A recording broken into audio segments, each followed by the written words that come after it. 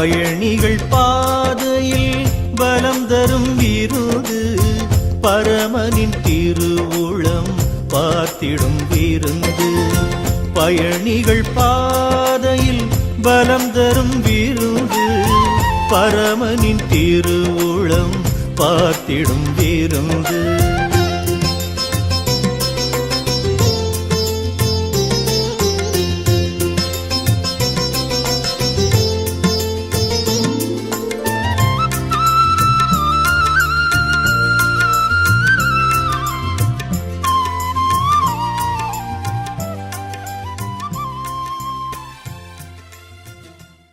திருச்சபை குடும்பத்தாரே, இந்த காலை தியானத்தில் உங்கள் அனைவரையும் அன்புடன் வாழ்த்தி வரவேற்கிறோம். தலைகளை தாழ்த்தி கண்களை மூடி ஆண்டவரை நோக்கி ஜெபிப்போம்.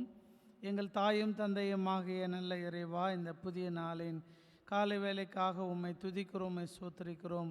ஒவ்வொரு நாளும் உடைய கிருபையினால் எங்களை நடத்தி, உடைய தயவினால் எங்களை ஆண்டவரை உடனிருந்து நீர் காத்து வருகின்ற தயவுக்காக நன்றி சொல்லுகிறோம். இந்த புதிய நாளிலும் உடைய கிருபையினாலும் உடைய இரக்கத்தினாலும் உடைய அன்பினாலும் எங்களை நிரப்பும்படியாக தூய ஆவியானவர் இந்த தியானத்தை எங்களுடனிருந்து நடத்தி தரும்படியாக நம்முடைய கரத்தில் அர்ப்பணிக்கிறோம். அருள்நாதர் இயேசு கிறிஸ்துவின் நாமத்தில் வேண்டுகிறோம் பிதாவே, ஆமேன். நம் அனைவரும் இணைந்து ஆராதனை கீதங்களில் 34வது பாடல், ஆராதனை ஆராதனை துதி ஆராதனை ஆராதனை என்ற பாடலை பாடுவோம். ஆராதனை ஆராதனை துதி ஆராதனை ஆராதனை ஆராதனை ஆராதனை துதி ஆராதனை ஆராதனை. காலையிலும் மாலையிலும் ஆராதனை அப்பாவுக்கு, காலையிலும் மாலையிலும் ஆராதனை அப்பாவுக்கு. தூயாவியே உமக்கு ஆராதனை, துணையாளரே உமக்கு ஆராதனை. தூயாவியே உமக்கு ஆராதனை, துணையாளரே உமக்கு ஆராதனை. வானபிதாவே உமக்கு ஆராதனை, வழிகாட்டியே உமக்கு ஆராதனை. வானபிதாவே உமக்கு ஆராதனை, வழிகாட்டியே உமக்கு ஆராதனை. ஆராதனை ஆராதனை துதி ஆராதனை ஆராதனை. ஆராதனை ஆராதனை துதி ஆராதனை ஆராதனை. காலையிலும் மாலையிலும் ஆராதனை அப்பாவுக்கு,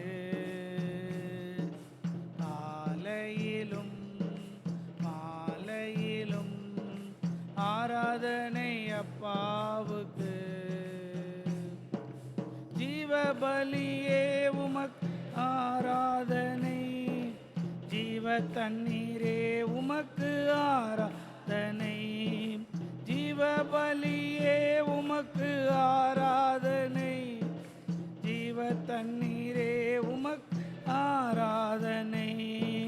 மேக சம்பமே உமக்கு ஆராதனை, மேசியாவே உமக்கு ஆராதனை. மேக சம்பமே உமக்கு ஆராதனை, மேசியாவே உமக்கு ஆராதனை. ஆராதனை ஆராதனை துதி ஆராதனை ஆராதனை. ஆராதனை ஆராதனை துதி ஆராதனை ஆராதனை. காலையிலும் மாலையிலும் ஆராதனை அப்பா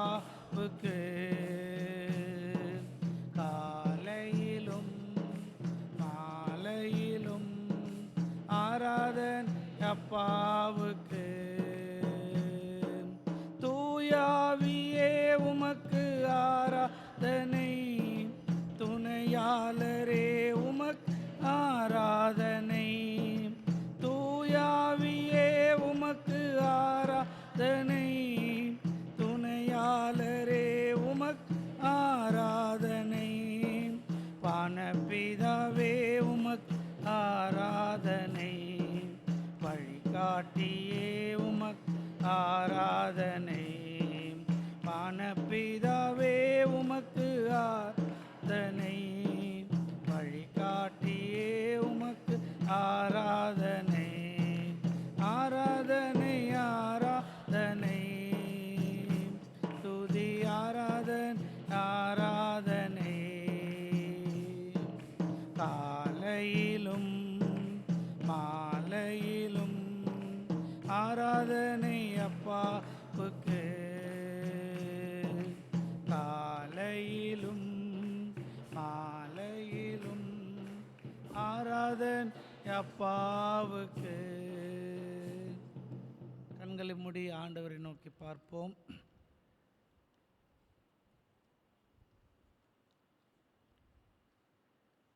சங்கீதம் 5. கர்த்தாவே, என் வார்த்தைகளுக்கு செவி கொடும், என் தியானத்தை கவனியும். நான் உம்மிடத்தில் விண்ணப்பம் பண்ணுவேன். என் ராஜாவே, என் தேவனே, என் வேண்டுதல் சத்தத்தை கேட்டருளும். கர்த்தாவே, காலையிலே என் சத்தத்தை கேட்டருளுவீர். காலையிலே உமக்கு நேரே வந்து ஆயத்தமாக காத்திருப்பேன். உம்மை நம்புகிறவர்கள் யாவரும் சந்தோஷித்து என்னாலும் கம்பீர்ப்பவர்களாக. நீர் அவர்களை காப்பாற்றுவீர். உடைய நாமத்தை நேசிக்கிறவர்கள் உம்மிலே களி கூறுவார்கள். கண்களை மூடி ஆண்டவரை நோக்கி ஸ்தோத்தரிப்போம். அன்பானவர்களே, கர்த்தர் தந்த இந்த புதிய நாளுக்காக ஆண்டவருக்கு நம்ம நன்றி சொல்லுவோம். நமது அடைக்கலப்பட்டணம் ஆண்டவர், நம்முடைய மறைவிடம் ஆண்டவர், நம்முடைய புகலிடம் ஆண்டவர். அவருடைய நாமம் பலத்த துருகம், நீதிமானதற்குள்ளே போய் சுகமாயிருப்பான். அந்த காலை வேளையிலே நமக்கு அடைக்கலப்பட்டணமாய் கண்மலையாய் இருக்கிற ஆண்டவிடத்தில் நம்மை அர்ப்பணித்து நம்ம செபிப்போம். எல்லாரும் வாய்களை திறந்து கொஞ்ச நேரம் நம்ம சோத்தரிப்போம். ஆண்டவரே, உம்மை துதிக்கிறோம் அப்பா, உம்மை சோத்தரிக்கிறோம், உம்மை சோத்தரிக்கிறோம், உம்மை சோத்தரிக்கிறோம், உம்மை துதிக்கிறோம், உம்மை துதிக்கிறோம். எல்லாரும் அப்படியாய் ஒரு விசை ஆண்டவருடைய பிரசன்னத்தை உணர்வோம். நாம் கேட்கிறவளாய் மட்டுமல்ல, ஒவ்வொரு ஆராதனையிலும் ஆண்டவரோடு கூட நாம் இணைந்து ஆண்டவரை துதிக்கவும் சோத்தரிக்கவும் அவருடைய நாமத்தை மகிமைப்படுத்தவும் அழைக்கப்படுகிறோம். அப்படியா இந்த நாளிலும் கூட நம்முடைய குடும்பங்களுக்காக நாம் ஜெபிக்க அழைக்கப்படுகிறோம். கர்த்தர் நமக்கு கொடுத்த குடும்பத்துக்காக, பெற்றோருக்காக, கணவன் மனைவிக்காக, பிள்ளைகளுக்காக, உடன் பிறந்த சகோதர சகோதரிகளுக்காக, உறவுகளுக்காக நாம் ஜெபிக்க அழைக்கப்படுகிறோம். வேதம் சொல்கிறது, கொர்நேலியு தன் வீட்டார் அனைவரோடும் கூட ஆண்டவருடைய சமூகத்தில் ஜெபத்தில் தான தர்மங்களிலே தரித்திருந்தான் என்று சொல்லி, அப்படியா இந்த நாளில் நம்ம வீட்டாருக்காக ஒரு பாரம் நமக்கு வேண்டும். இன்னும் ரட்சிக்கப்படாத நமது சகோதரர்கள், இன்னும் ஆலயத்துக்கு வராத நம்முடைய குடும்ப உறுப்பினர்கள், இன்னும் கடவுளை தேடாத நம்முடைய பிள்ளைகள், நம்முடைய குடும்பத்தில் அப்படியாய் குடும்ப ஜபத்துக்கு வராத நம்முடைய குடும்பத்தில் இருக்கிற உறவுகள் எல்லாரையும் ஒரு விஷயம் மனதில் கொண்டு அவர்களுக்காய் ஜெபிக்க அழைக்கப்படுகிறோம். கர்த்தர் யோபுவையும் அவனுடைய குடும்பத்தையும் வேலையடைத்தார் என்று திருமறை சொல்லுகிறது.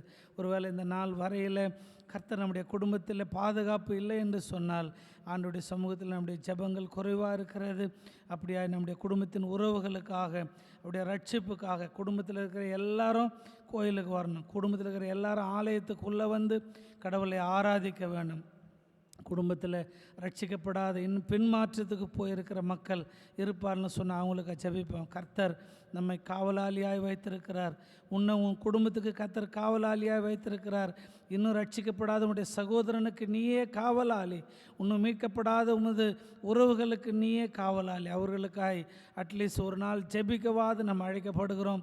ஆண்டவரே, எல்லாரும் அவரவர் குடும்பத்தை நினைத்து அவருடைய குடும்பத்தின் ரட்சிப்புக்காக நம்ம ஜெபிப்போம். ஆண்டவரே, என் குடும்பத்தில் ரட்சிக்கப்படாத ஆண்டவரே உறவுகளே உம்முடைய கரத்தில் கொடுக்குறேன். என் குடும்பத்தில் ரட்சிக்கப்படாத சகோதரன் சகோதரி, என்னுடைய சித்தப்பா மாமா பெரியப்பா என்ற உறவுகள் ஆண்டவரே ஒவ்வொருவரும் நம்முடைய கரத்தில் கொடுக்குறப்பா. ஆண்டவரே, அவர்கள் ரட்சிக்கப்படணும், மெய்யான தேவன் நீர் என்பதை அறிந்து கொள்ளணும் என்று சொல்லி நம்முடைய கரத்தில் ஒப்பு கொடுக்குறப்பா. யாராவது ஒருவர் இதற்காய் பாரத்தோடு ஜெபிக்க அன்போடு கேட்டுக்கொள்கிறேன்.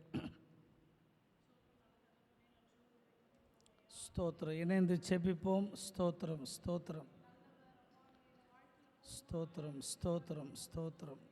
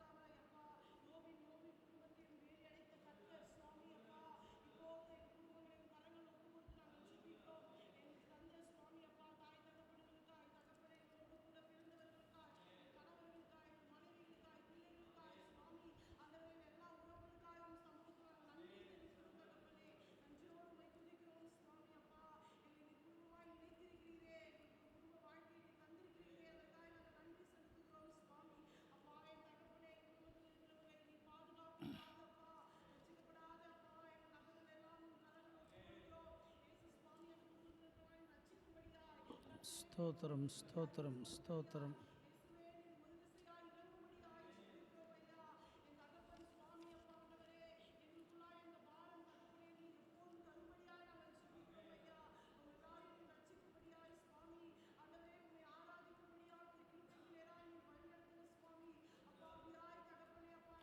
ஸ்தோத்திரம்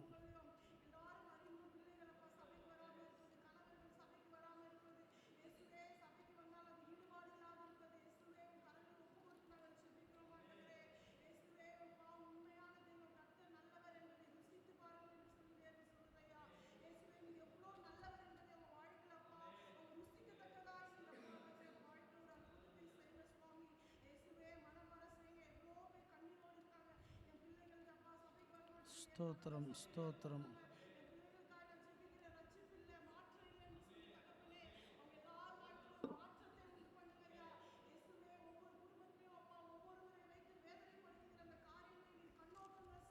ஸ்தோத்திரம் ஸ்தோத்திரம்.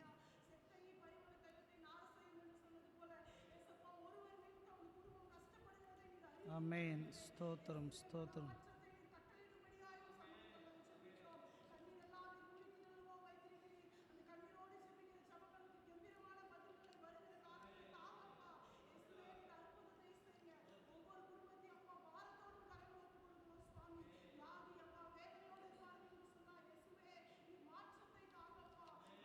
ஸ்தோத்திரம் ஸ்தோத்திரம்.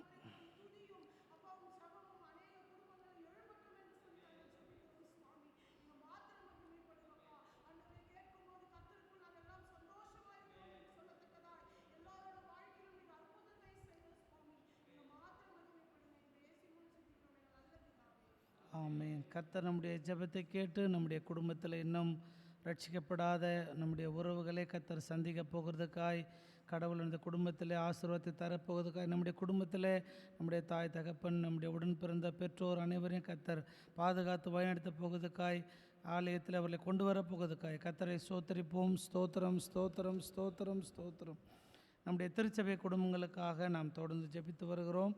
இந்த நாளிலே பெயர் வாசிக்கிற குடும்பங்களை மனதில் வைத்து அவருடைய ஆசீர்வாதத்திற்காக நாம் ஜெபிப்போம். ஜோசப் செல்லையா, திரு முத்துராஜ், திரு ஆலிவர் ஜான் ஜோயல், திரு டியூக் இம்மானுவேல், திரு எஸ்எம் ராஜன், திரு சாம் டேனியல், திரு அறிவழகன், திரு ரூபன், ஜஸ்டின் தங்கராஜ், இந்த குடும்பங்களுக்காக நாம் நம்மில் யாராவது ஒருவர் ஜெபிப்போம். ஜோசப் செல்லையா, முத்துராஜ், ஆலிவர் ஜான் ஜோயல், டியூக் இம்மானுவேல், எஸ்எம் ராஜன், சாம் டேனியல், அறிவழகன், ரூபன், ஜஸ்டின் தங்கராஜ், இந்த குடும்பங்களுக்காக அவருடைய ஆசீர்வாதத்துக்காக யாராவது ஒருவர் ஜெபிப்போம். ஸ்தோத்திரம் ஸ்தோத்திரம் ஸ்தோத்திரம்.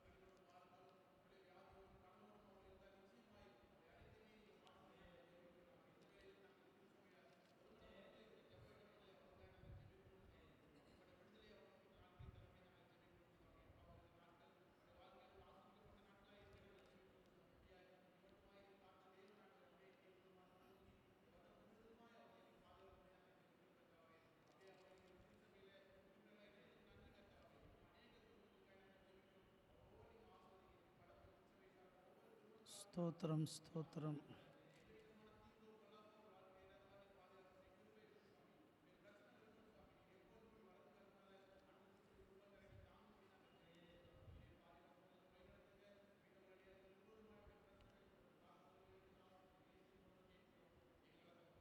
ஆமென். கர்த்தர் நம்முடைய ஜெபத்தை கேட்டு நம்முடைய திருச்சபை குடும்பங்களை ஆசீர்வதித்து வழிநடத்த போவதற்காக கர்த்தரை ஸ்தோத்தரிப்போம். ஸ்தோத்திரம் ஸ்தோத்திரம் ஸ்தோத்திரம் ஸ்தோத்திரம். உலர்ந்த எலும்புகள் உயிர் பெற்று எழ வேண்டும், ஒன்று சேர்ந்து புது மனிதனாக வேண்டும். உலர்ந்த எலும்புகள் உயிர் பெற்று எழ வேண்டும், ஒன்று சேர்ந்து புது மனிதனாக வேண்டும். ஐயா அசைவாடும் அசைவாடும் ஆவியான தேவா, இன்று அசைவாடும் அசைவாடும் ஆவியான தேவா. உலர்ந்த எலும்புகள் உயிர் பெற்று எழ வேண்டும், ஒன்று சேர்ந்து முழு மனிதனா வேண்டும். உட்காருவோம். ரோமர் 8ஆம் அத்தியாயம் 26, 27 வசனங்களை வாசிப்போம்.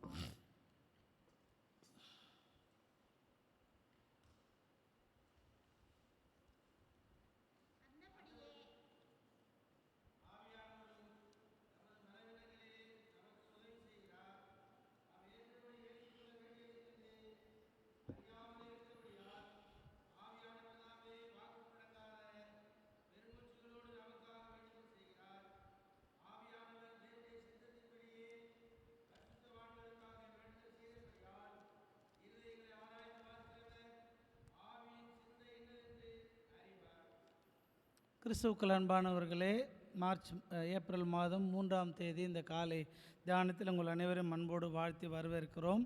இந்த நாள் தேசிய நாட்காட்டின்படி நேஷனல் ரெயின்போ டே என்று அழைக்கப்படுகிறது. தேசிய வானவில் கண்டுபிடிப்பு தினமாக அழைக்கப்படுகிறது. ஒவ்வொரு ஆண்டும் இந்த ஏப்ரல் மாதம் 3ஆம் தேதி வானவில்லை வானத்தில் ஒரு சிலர் கலைப்படைப்பாக பார்க்கிறார்கள்.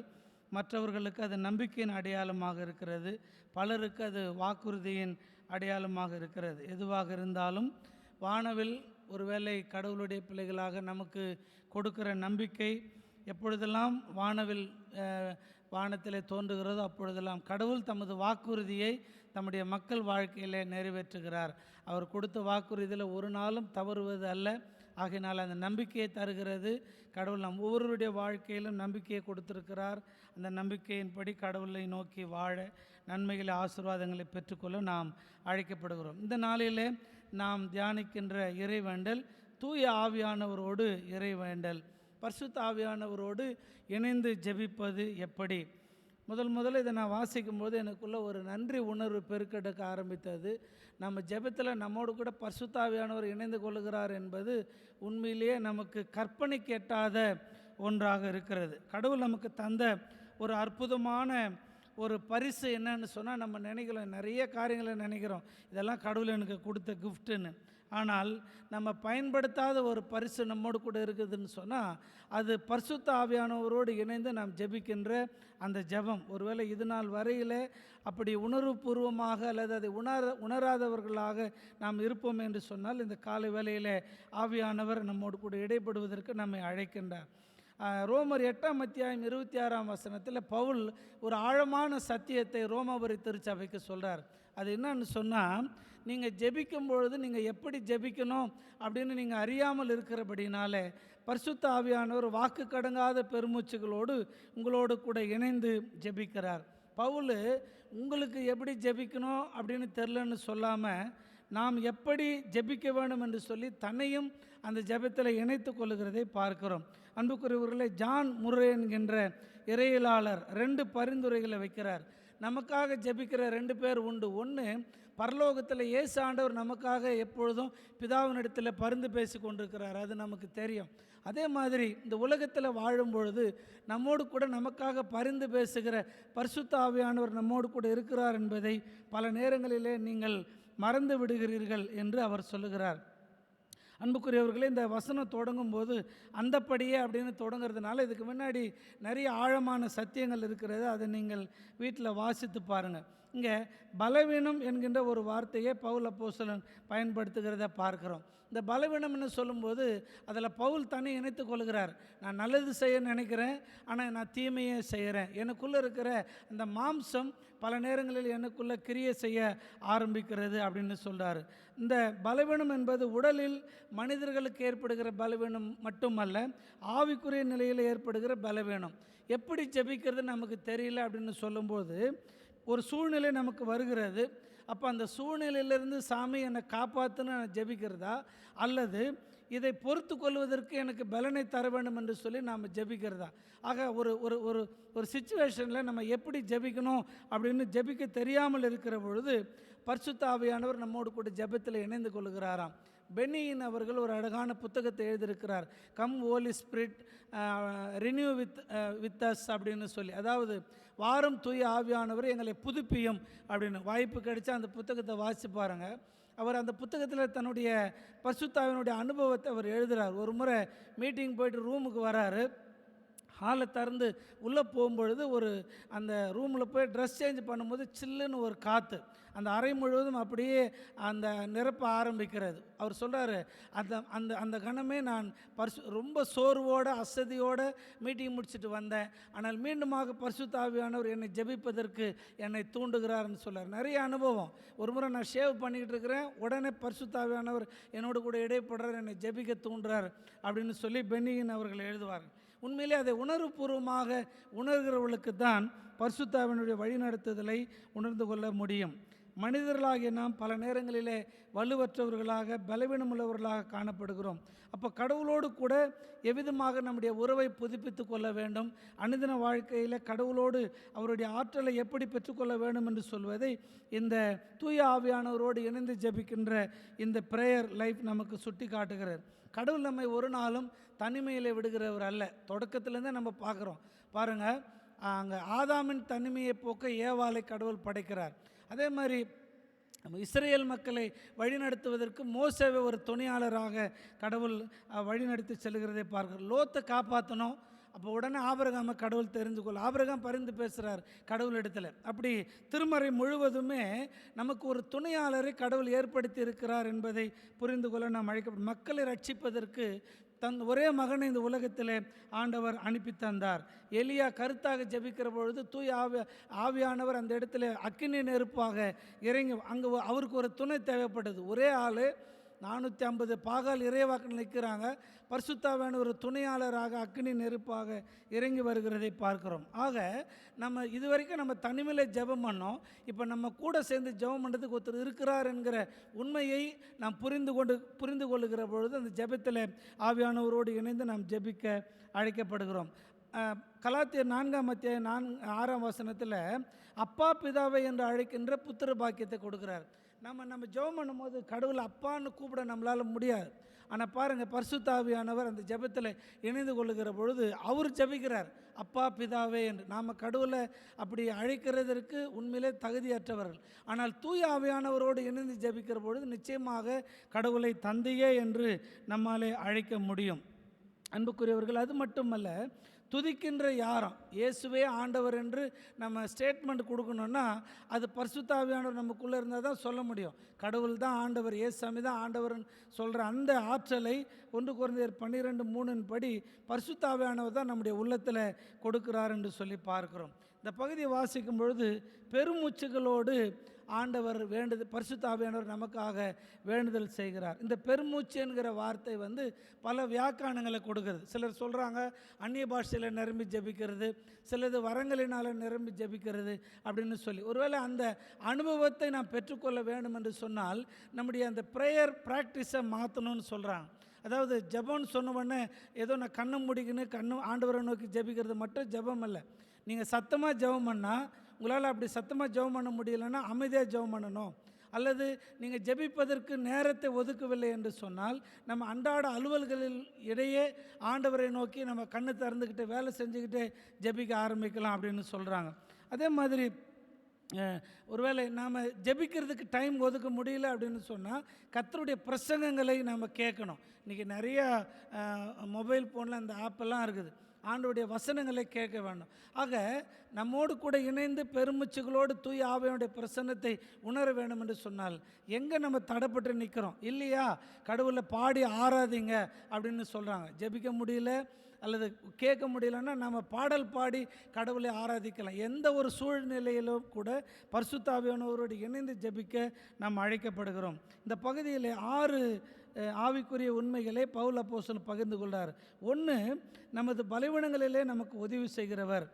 நமது நம்முடைய சரீரம் பலவீனமாக இருக்கும்போது, ஒருவேளை தூக்கம், அசதி, சோர்வு அப்படி இருக்கும்போது பரிசுத்த ஆவியானவர் நம்முடைய பலவீனங்களிலே நமக்கு பலத்தை தந்து நம்மோடு கூட ஜெபிக்கிறாராம்.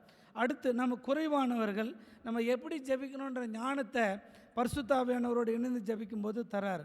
அதாவது நம்ம எதுக்காக ஜெபிக்கணும்னு தெரியாத போது, நம்முடைய வாழ்க்கையில் சில நேரம் என்ன நடக்க போகுதுன்னு சொல்லி தெரியாத போது, குழம்பி நிற்கிற பொழுது ஆவியானவர் நம்மோடு கூட ஜெபத்தில் இணைந்து அந்த ஞானத்தை தருகிறார். கடவுளுடைய கருணையை பரிசுத்த ஆவியானவர் நினைவூட்டுகிறார். இன்றைக்கி நிறைய பேர் ஜெபிக்கிறதுக்கு தடையாக இருக்கிற ஒரு விஷயம் என்ன தெரியுங்களா? நம்ம ஜெபம் பண்ண உட்கார்ந்த உடனே நீ பரிசுத்தவானா, நீ பாவி, நீ தேவ சந்நிதியில் நிற்கிறதுக்கு தகுதி இல்லை, இந்த எதிர்மறையான எண்ணங்களை பிசாசு நம்முடைய உள்ளத்தில் கொண்டு வருவான். அன்புக்குரியவர்களே, நீ கடவுளோடு இல்லை, கடவுள் உன்னை நேசிக்கலை, நீ தகுதியற்றவன் என்று பொய்களை பிசாசு அடுக்கின்ற பொழுது ஆவியானவர் நமக்கு இடையே வந்து கடவுளுடைய கருணையும் கிருபையும் இன்னும் நமக்கு இருக்கிறது என்பதை நமக்கு ஞாபகப்படுத்துகிறவர் பரிசுத்த ஆவியானவர். 4வதாக, கடவுளோடு கூட நமக்கு இருக்கிற அன்பினாலே நம்மை ஜெபிக்க தூண்டுகிறார் தூய ஆவியானவர். 8ஆம் அத்தியாயம் 35ஆம் வசனம், ரோமர் 8 நம்முடைய கோரிக்கைகளை பிதாவினிடத்தில் கொண்டு சேர்க்கின்றார். பிதாவினுடைய அன்பை விட்டு நம்ம எதுவும் பிரிக்க முடியாது அப்படின்னு நம்ம இடத்துல இருக்கிற அந்த தேவையை கடவுளிடத்தில் கடத்துகின்ற ஒரு இடையீட்டாளராக தூய ஆவியானவர் செயல்படுகிறார் என்று பவுல் சொல்கிறார். 5வது, கடவுளின் சித்தப்படி ஜெபிக்க தூண்டுகிறார். நம்முடைய வாழ்வின் தேவை என்பதை அறியாமல் நாம் இருக்கின்ற பொழுது நம்முடைய வாழ்வில் கடவுளுடைய சித்தம் என்ன என்பதை நம்ம கூடவே இருக்கிற ஒருத்தர் தெரிஞ்சிருக்கிறார். ஸோ நம்ம ஜெபிக்கிற ஜெபத்தை மாற்றுறார், வார்த்தைகளை மாற்றுறாரு. நம்ம இப்படி ஜெபிக்காத, இப்படி ஜெபின்னு சொல்லி கடவுளுடைய சித்தத்துக்கு நம்ம ஜெபிக்க தூண்டுகிறவர் பரிசுத்த ஆவியானவர் என்று பவுல் இங்கே குறிப்பிடுகிறார். 6வதாக, தடைகளை அகற்றி கடவுளிடத்தில் சேருவதற்கு தூய ஆவியானவர் நம்மை தூண்டுகிறார். ரோமர் 8:38-39 கிறிஸ்துவின் அன்பை விட்டு என்னை பிரிப்பது எது? மரணமோ ஜீவனோ பேயோ எந்த சக்தியோ உயரமோ அழுக்கோ எதுவுமே என்னை பிரிக்க முடியாது. அப்போ இன்றைக்கி இதெல்லாம் கடவுளிடத்திலிருந்து நம்மை பிரிக்கின்ற காரணிகளாக இருக்கிறது. அப்போது அந்த கடவுளுடைய அன்பை விட்டு நம்மை பிரிக்கின்றவைகளை எல்லாவற்றையும் கலைந்து போட்டு கடவுளோடு இணைந்து கொள்வதற்கு ஜெபிப்பதற்கு தூய ஆவியானவர் நம்மை வழி நடத்துகிறார். அன்புக்குரியவர்களே, நம்முடைய அணுகுமுறையிலே ஒரு மாற்றம் வேண்டும். வாக்களிக்கப்பட்ட கானானுடைய பயணத்திலே இஸ்ரவேல் மக்கள் அவருடைய தேவைகள் எதுவாக இருந்தாலும் தங்களை வழி நடத்தின மோசேகிட்ட போய் சொன்னாங்க. அதுதான் விடுதலை பயண அனுபவம் முழுவதுமே. அவங்களுடைய தேவைகள் எதுவாக இருந்தாலும், பிரச்சனையாக இருந்தாலும், அதேமாதிரி வழக்குகளாக இருந்தாலும் மோசேகிட்ட போய் சொன்னாங்க. அதை மோசே கடவுளை நோக்கி தெரியப்படுத்தினதை பார்க்கிறோம். நாமும் நமக்கு வாக்களிக்கப்பட்ட பரம கானானை நோக்கி பயணித்து கொண்டிருக்கிறோம். இஸ்ரேல் மக்களைப் போல இந்த பயணத்தில் நமக்கு ஏற்படுகின்ற பல்வேறு இடையூறுகள், பதில் கிடைக்காத ஜெபங்கள், தாமதமான ஜெபங்கள் ஏற்படுகிற பொழுது நாம் பொறுமை இழக்கிறோம். பரிசுத்த ஆவியானவரை பல நேரங்களிலே மறந்து போகிறோம். நம்மோடு கூட இணைந்து நம்முடைய உள்ளத்தில் ஜெபிக்கின்ற ஒருவர் எப்பொழுதும் நம்மோடு கூட இருக்கிறார் என்பதை தூய ஆவியானவரோடு இணைந்து ஏறெடுக்கிற இந்த விண்ணப்பம் நமக்கு ஞாபகப்படுத்துகிறது. நாமும் நம்முடைய வாழ்க்கையில் தூய ஆவியானவரோடு இணைந்து அனுதினமும் கடவுளை நோக்கி ஜெபிக்க அழைக்கப்படுகிறோம். இந்த நாள் முழுவதும் இந்த சிந்தனை வழி கடவுள் நம்மை வழி நடத்தி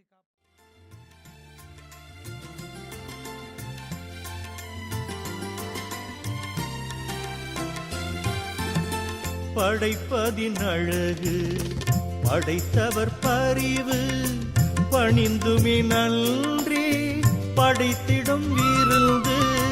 படைப்பதின் அழகு, படைத்தவர் பரிவு, பணிந்துமே நன்றி படைத்திடும் விருந்து. அடிமைகளுடன் வந்து விடுதலை அருளும் ஆண்டவர் அருள் நினைவாகிடும் விருந்து. அடிமைகளுடன் வந்து விடுதலை அருளும் ஆண்டவர் அருள் நினைவாகிடும் விருந்து. பயணிகள் பாதையில் பலம் தரும் விருந்து பரமனின் திருவுளம் பார்த்திடும் விருந்து